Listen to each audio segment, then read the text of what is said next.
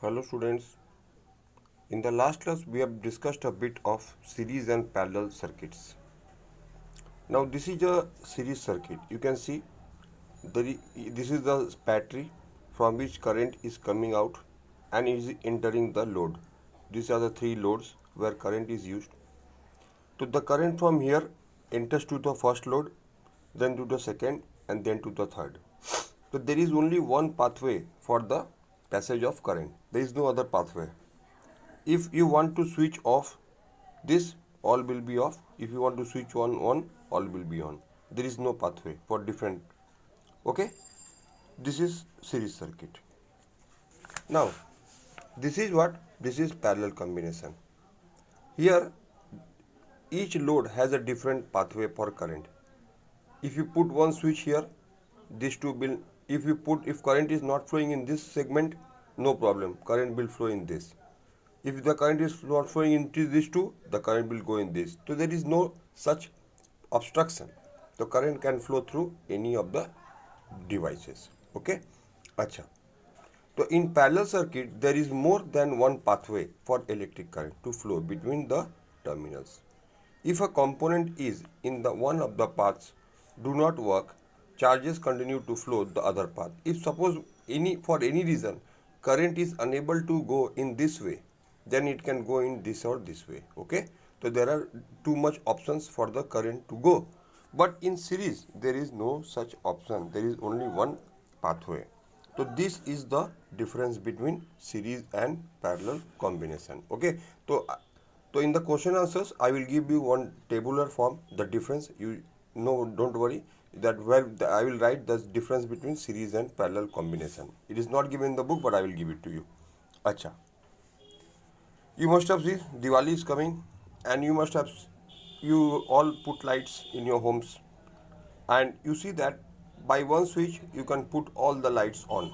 Okay, all the decorative lights, and by one switch you can put off. So why?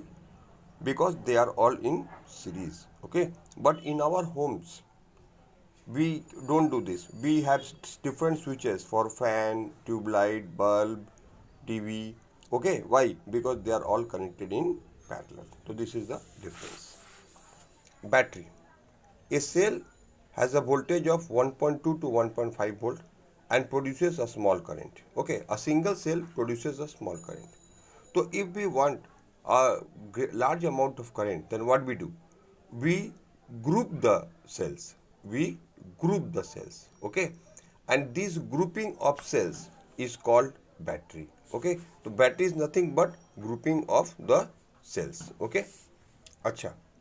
So, and if you then we can increase the voltage from 1.2 volt to 3 volt or 6 volt. Okay, so how we can get 3 volt 6 volt battery? By grouping the cells. Okay, so this is called, what is battery? So battery is a group of cell. Why it is done? To produce more current. Okay, resistors. A resistor is an electric device that resists the flow of electric current. Resistor comes somewhere between conductor and which conduct current easily and insulator. Means resistors are, you can say, a type of conductors which resist or obstruct the flow of current. Okay, so they are called resistors. They can limit or regulate the flow of current. It is used to limit or regulate the flow of current. Resistors come in various shape and various quantities. It may be 1 ohm or it can be 100 ohm. So this is the symbol for resistor. This is the actual picture of resistor, but in the circuit we don't have to draw this. These are the various color bands that is used for different. These are codes that tell the value and many things of the resistance that you study in higher classes. And this is the what? This is the symbol of resistance which we use in the circuit. Now we are going to study the electric circuit symbols.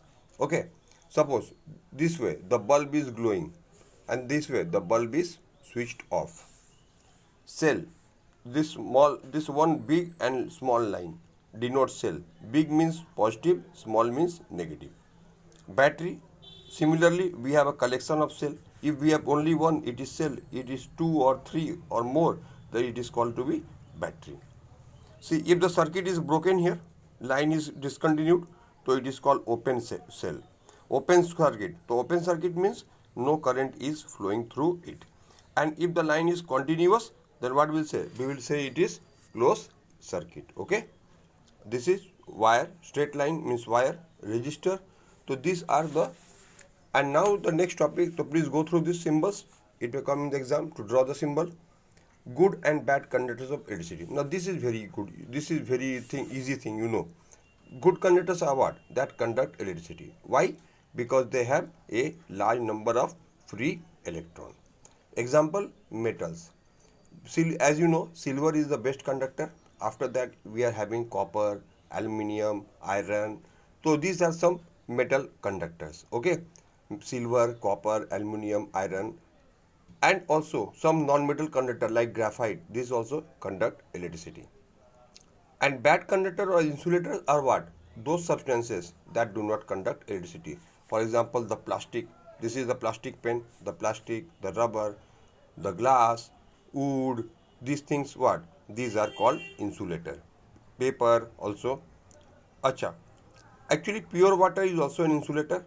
But what happens in pure water contains, but the water we get from the tap contains minerals, and they make the water conducting, and that is why we get electric shock. These things you will study later. What is electric shock, why you get electric shock and all this.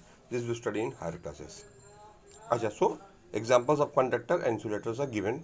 Try to remember from here. Okay students, so this chapter is complete, and anything you ask, anything you have any doubt, you just go through the chapter.